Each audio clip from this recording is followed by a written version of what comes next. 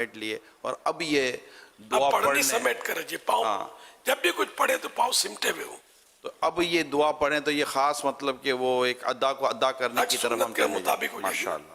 ماشاءاللہ. اور یہ کہ سب سے آخر میں سورہ کافرون پڑھنی ہوتی ہے، اور بھی جو اوراد. اور اگر سورہ کافرون کے بعد یہ کہ بات چیت نہ کرے، اگر بات چیت کر لی تو دوبارہ سورہ کافرون پڑھ لے، تاکہ یہ آخری یہی ہو نیند آنے سے پہلے، بات چیت نہ ہو مطلب. تو انشاءاللہ اسی پر ختمہ ہوگا کہ سورہ کافرون میں ایمان کا تذکرہ ہے. تو یہ دعا پڑھنے کے بعد پھر سورہ کافرون پڑھ لے.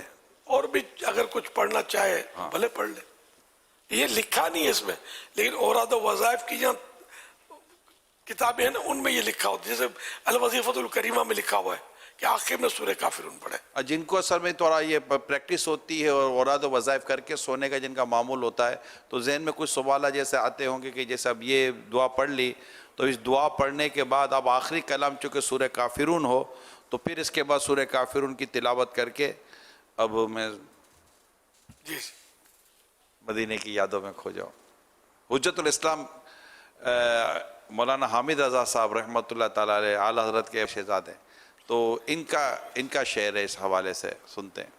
ہاتھ کو کان پر رکھو، پاپا ادب سمیٹ لو. ہاتھ کو کان پر رکھو، پاپا ادب سمیٹ لو. دال ہو ایک، ہا ہو ایک، آخر حرف لام دو. دال ہو ایک، ہا ہو ایک، آخر حرف لام دو. نام خدا ہے ہاتھ میں، نام نبی ہے ساتھ میں. نام خدا ہے ہاتھ میں، نام نبی ہے ساتھ میں. مہر غلامی ہے پڑی، لکھے ہوئے ہے نام دو. مہر غلامی ہے پڑی، لکھے ہوئے ہے نام دو. نام حبیب کی ادا، جاگتے سوتے ہو ادا. نام حبیب کی ادا، جاگتے سوتے ہو ادا. نام محمدی بنے، جسم کو یہ نظام دو. نام محمدی بنے، جسم کو یہ نظام دو. سبحان اللہ. ماشاءاللہ. میں رمضان کی آمد مرحبا، میں غفران کی آمد مرحبا. پیارے رمضان میں بچے پیارے، شم کے جیسے ستارے تارے. پیارے رمضان میں بچے پیارے، شم کے جیسے ستارے تارے. رمضان آیا پھر سے دیکھو، رمضان آیا پھر سے دیکھو. صلی اللہ علیہ محمد صلی اللہ علیہ وسلم. اللہ پاک کے آخری نبی صلی اللہ تعالی علیہ وآلہ وسلم نے ارشاد فرمایا، روزہ رکھو تندرست ہو جاؤ گے. میں نے آج پہلا روزہ رکھا ہے، اس کا ثواب میں آپ کو پیش کرتا ہوں، ہمارے لیے دعا کیجیے گا. آج میرا پہلا روزہ تھا، میرے لیے دعا فرما دے کہ میں بھی مدینہ جاؤں. اللہم رب اغفر وارحم وانت خیر الراحمین. اے اللہ پاپا کے ساتھ حج کرنے ملا. دو جائے مرتضی سیدہ فاطمہ طیبہ طاہرہ سیدہ فاطمہ طیبہ طاہرہ سیدہ فاطمہ صابرہ شاکرہ سیدہ فاطمہ ہر صحابی نبی جنتی جنتی اور عمر فاروق بھی جنتی جنتی محمد مصطفیٰ سب سے آخری نبی احمد مجتبی سب سے آخری نبی آمینہ کا لاڈلا سب سے آخری نبی ماشاء اللہ، پیارے پیارے پھول جیسے بچوں کی پیاری پیاری ادائیں، 7 کروڑ مرحمہ۔ اللہ پاک ان سب کو بعمل عالم دین، مفتی اسلام اور دعوت اسلامی کے مخلص مبلغ بنائے، اپنے ماں باپ، دادا دادی، نانا نانی اور خاندان والوں کے ساتھ بار بار حج نصیب کرے، بار بار میٹھا میٹھا شہد سے میٹھا مدینہ دکھائے۔ صلو علی الحبیب صلی اللہ علیہ محمد۔ بنگلہ دیش کے شہر چاٹگام سے عرض کر رہا ہوں، پیارے مرشد کی بارگاہ میں میرا یہ سوال ہے کہ ہم جب نیند سے بیدار ہوتے ہیں تو ہمارے منہ میں بدبو ہوتی ہے، تو بعض اوقات جماعت چلے جانے کا اندیشہ ہوتا ہے، تو اچھی طرح مسواک کرنا یا برش کرنے کا وقت نہیں ہوتا، تو صرف کلی کر لینے سے وہ بدبو جاتی نہیں ہے، تو ایسی صورت میں کیا جماعت کے لیے مسجد میں جانا درست ہے یا نہیں؟ جواب ارشاد فرما دیں۔ اگر بدبو آتی ہے اور لوگوں کو اس سے تکلیف ہوتی ہے، فرشتوں کو بھی تکلیف ہوتی ہے، تو مسجد میں جانا ہی منع ہے نا ایسی صورت میں۔ لیکن اتنی بدبو شاید نہیں ہوتی، کلی کرنے سے وہ اگر نکل جائے، لیکن اب کسی کو گندا دہنی کا عارضہ ہے، گندا دہانی کا عارضہ ہے کہ یہ پیٹ سے بو نکلتی ہے نا، منہ اس کا گندا ہو جاتا ہے، تو ایسی صورت ہے تو پیٹ کا علاج کرنا ہوگا۔ اور اگر صاف نہیں کرتے دانت تو بدبو ظاہر ہے، اناج کی چیز، اناج کے ذرے وغیرہ ہو سکتا ہے سڑتے ہیں اور اس وجہ سے یہ بدبو زیادہ آتی ہوگی، جب تک یہ نکالیں گے نہیں تو شاید بدبو نہیں جاتی ہوگی۔ اور بعض اگر دانت وغیرہ صاف کر لیے، مسواک کر لی اور اب سویا تو اس کے منہ میں اتنی بدبو نہیں ہوگی، تو یہ پوزیشن دیکھی جائے گی کتنی بدبو ہے۔ تو اگر کلی کر کے بدبو چلی جاتی ہے تو آسانی ہے کہ تو منہ پہلے سے ہی صاف کر کے بندہ سوئے۔ اب منہ میں غذائیں بھری ہوئی ہیں، منہ بند کر کے سو گئے تو اب وہ اندر بدبو تو چاروں طرف در و دیوار اس کے منہ کے بدبودار ہو ہی جائیں گے نا۔ صلو علی الحبیب صلی اللہ علیہ محمد۔ میرا نام محمد عابد ہے، میں کراچی سے بات کر رہا ہوں۔ میرے پیارے بھائی پاپا جان، میرا آپ سے یہ سوال ہے کہ کل آپ نے جنات کے بارے میں ارشاد فرمایا تھا، تو کیا رمضان آتے ہی جناتوں کو بھی قید کر دیا جاتا ہے؟ اور میرا آپ سے دوسرا سوال یہ ہے کہ نابالغ بچہ اپنے پیسوں سے فطرہ دے سکتا ہے؟ تو آپ ارشاد فرما دیجیے۔ آپ مجھے میرے گھر والوں دعاؤں سے نواز دیجیے۔ جزاک اللہ خیر۔ اللہم آمین بھیا کو۔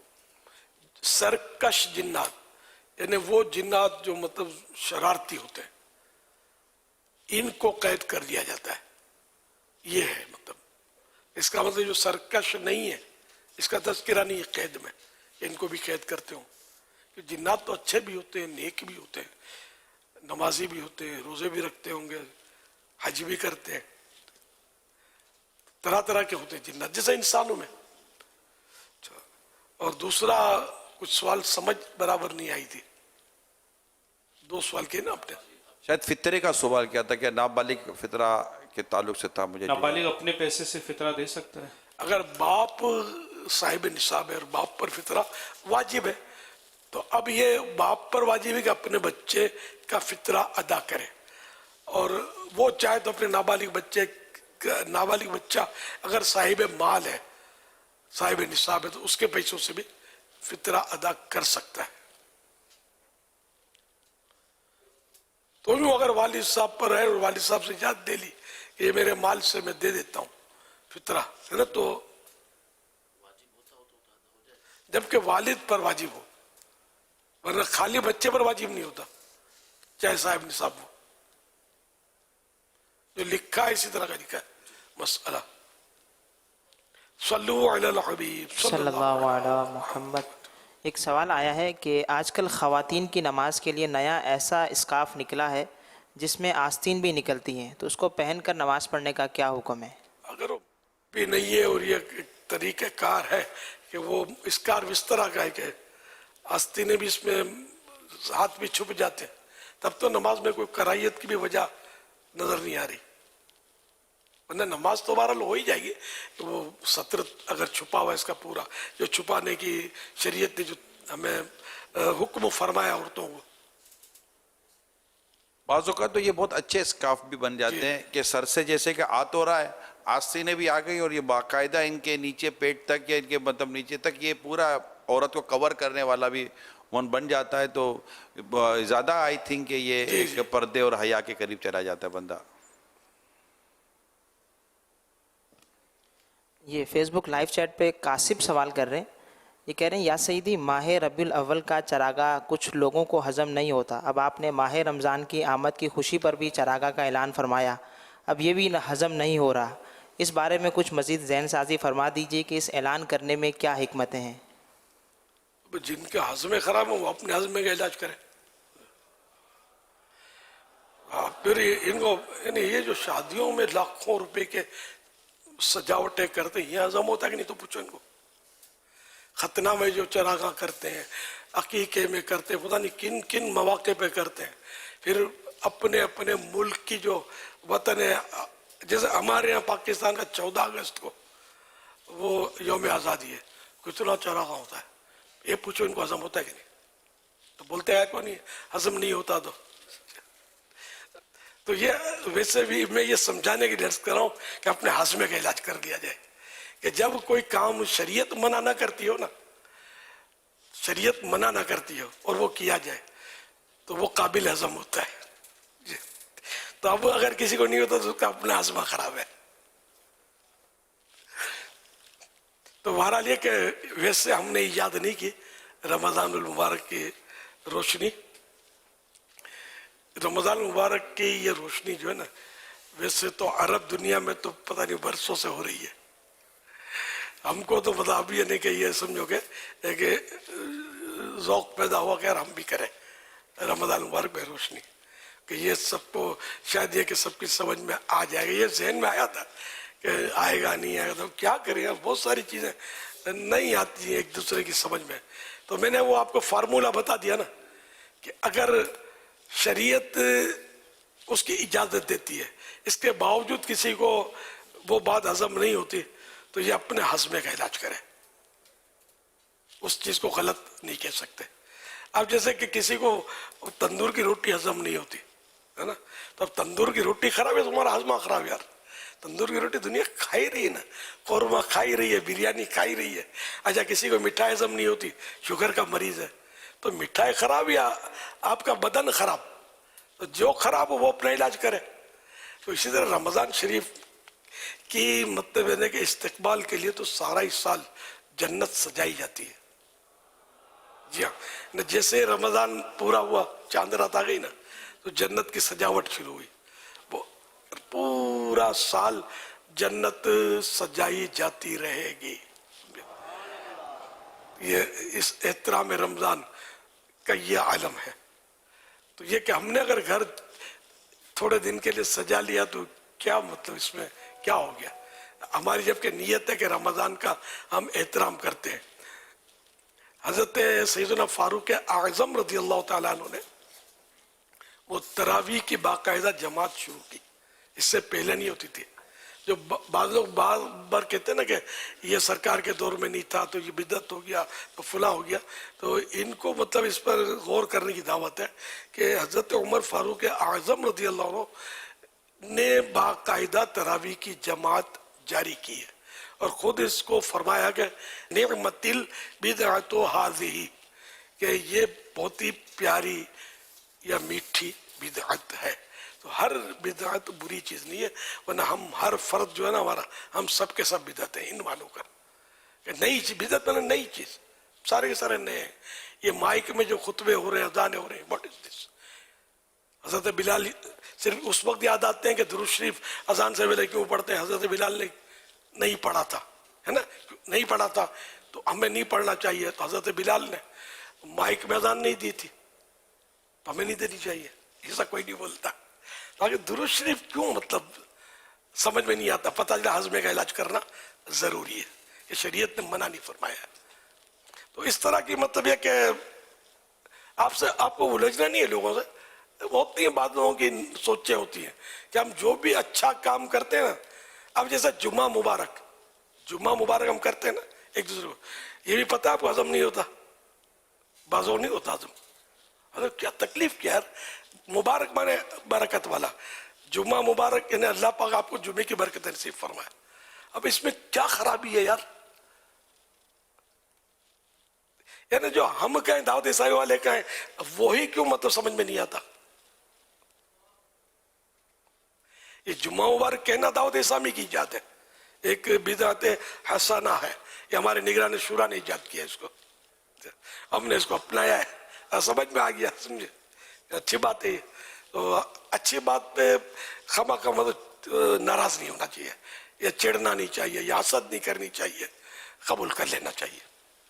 حضور یہ ازہر اور مصر وغیرہ کے جو دارالفتہ وغیرہ ہیں وہاں سے بھی اور مختلف جگہ سے اگر ہم دیکھیں نا, 358 ہجری میں فانوس کے تعلق سے کوئی تحقیق کے بعد سامنے آئے کہ ماہ رمضان کے لیے مصری جو مسلمان ہوتے تھے یہ باقاعدہ ماہ رمضان کی آمد کی خوشی میں فانوس کو استعمال کرتے تھے, جیسے قندیلیں, اور ہم جیسے یہ جمر وغیرہ کو ہم لیتے ہیں.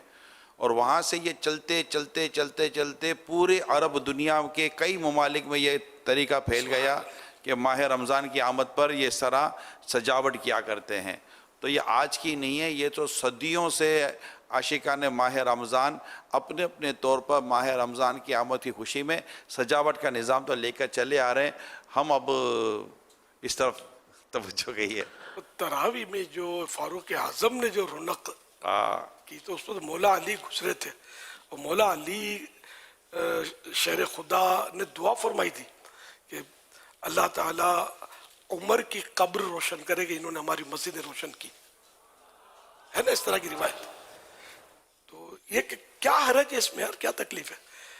حضرت علی کا ارشاد ہضم ہوا کہ نہیں ہوا, کہ بعضوں کا ہاضمہ اتنا خراب ہوتا ہوگا کہ یہ بھی ہضم نہیں ہوتا ہوگا. کرے تو کیا کرے, جائیں کہاں مدینے. 12:12 ہو رہے ہیں, ہاضمہ درست کر لیجئے بھائیو. دیکھیں 12:12 ہوئے اور مدینے کا آپ کو آواز آگے کانوں میں رس گھلتی آواز, تو بھائی اپنا ہاضمہ درست کر لو انشاءاللہ مدینہ. اور اگر نہیں درست ہو رہا, دعوت اسلامی کے دینی ماحول میں آ جائیں, یہ زبردست شفا خانہ ہے, اس نے بڑوں کے ہاضمے اور بڑوں کے بہت کو درست کر دیا ہے. آ جائیں. ارے 12:12 کیا بات ہے مدینے کی. نہیں یہاں بھی جیسے صاحبہ بیٹھے ہوئے نا, یہ ان میں بھی ہو سکتا ہے کہ کسی کا ہاضمہ خراب رہا ہوگا, بات بری صحبت سے بھی ہو جاتا ہے ہاضمہ خراب. پھر یہ اللہ نے ان کو توفیق دی ہوگی, یہ عالمی مدنی مرکز فیضان مدینہ میں یہ عاشقان رسول کی صحبتوں میں آ کر ان کے ہاضمے ٹنا ہو گئے ہوں گے, لکڑ ہضم, پتھر ہضم ایسے ہوں گے اس میں, سمجھے کہ الحمدللہ. یہ تو مطلب ظاہر خوشی کی بات ہے, سجدے شکر ادا کرنا چاہیے کہ ہمارا ہاضمہ درست ہو گیا, ورنہ ایک قبر میں اگر پڑتی ہاضمہ, اس خراب ہاضمے کی وجہ سے آدمی بک بک کرتا ہے نا. تو ہاضمہ تو پیٹ کا ہاضمہ یا ویسے بھی مراد نہیں ہے, میں جو کہنا چاہتا ہوں سب سمجھتے ہوں گے. تو اللہ کرے گا ہمارا ہاضمہ کبھی بھی خراب نہ ہو. اللہ اور رسول کے تعلق سے, تعظیم کے تعلق سے جو بھی باتیں شریعت نے منع نہیں کی وہ ہماری سمجھ میں آ جایا کریں. مفتی احمد یار خان رحمۃ اللہ علیہ فرماتے ہیں کہ بعض مسلمان رمضان میں مسجدیں سجاتے ہیں, وہاں کلئی چونا کرتے ہیں, رنگ روغن کرتے ہیں, جھنڈیاں لگاتے ہیں, روشنی کرتے ہیں. ان کی اصل یہی حدیث ہے, وہی جو میں نے ابھی پہلے آپ کو سنائی کہ جنت سارا سال سجائی جاتی ہے. الحمدللہ ہماری سمجھ میں آتا ہے, اب سجائیں گے, زیادہ سجائیں گے انشاءاللہ. آئندہ سال تو پہلا سال تھا اور ہم کو ٹائم ہی نہیں ملا زیادہ, رمضان سے پہلے 2-3 دن پہلے یہ ہم نے مطلب یہ بات چلی اور مطلب یہ ڈن کر لیا کہ یار کرنا ہے اپنے کو. الحمدللہ ابھی نہیں سجایا کسی نے گھر تو سجا لے, کسی سے نہ ڈرے, نو پرابلم انشاءاللہ, کوئی کچھ نہیں کہتا بھی ہے تو بحث نہیں کرنی. اگر اس کا اگر یہ سارا اس پہ مل جائے گا اپنے وہ فیس بک وغیرہ پر, یا ابھی جو جیسے میں نے عرض کیا وہ سب ہوتا ہے, تو یہ سن لے تو انشاءاللہ وہ ہاضمہ درست ہو سکتا ہے. انصاف کے ساتھ کوئی سنے نا کہ یار اس میں حرج کیا ہے. شادیوں میں، ختناؤں میں، دنیا بھر کے مسئلوں میں ہم سجاوٹیں اب تو کرتے ہی ہیں. گاہک، تاجر، یہ بھی تو اپنی دکانیں سجاتے ہی ہوتے ہیں نا. کیا حرج اس میں؟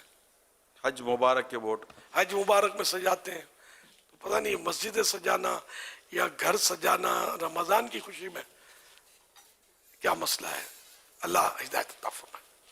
صلو علی الحبیب صلی اللہ علیہ محمد. آؤ گھر گھر کرے چراغ ہم، آؤ گھر گھر کرے چراغ ہم، خوب چمکائے اپنی گلیاں ہم، خوب چمکائے اپنی گلیاں.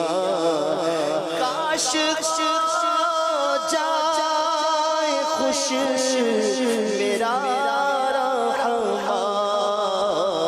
واہ کیا بات ماہ رمضان کی، واہ کیا بات ماہ رمضان، واہ کیا بات ماہ رمضان کی، واہ کیا بات ماہ رمضان کی.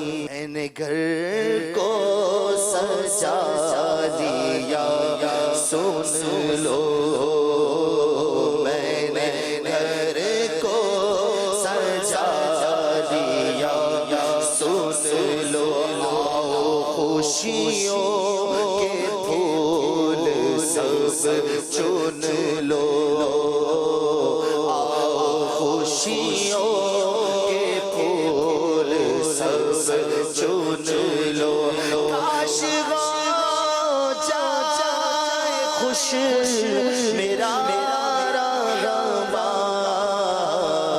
واہ کیا بات ماہ رمضان کی، واہ کیا بات ماہ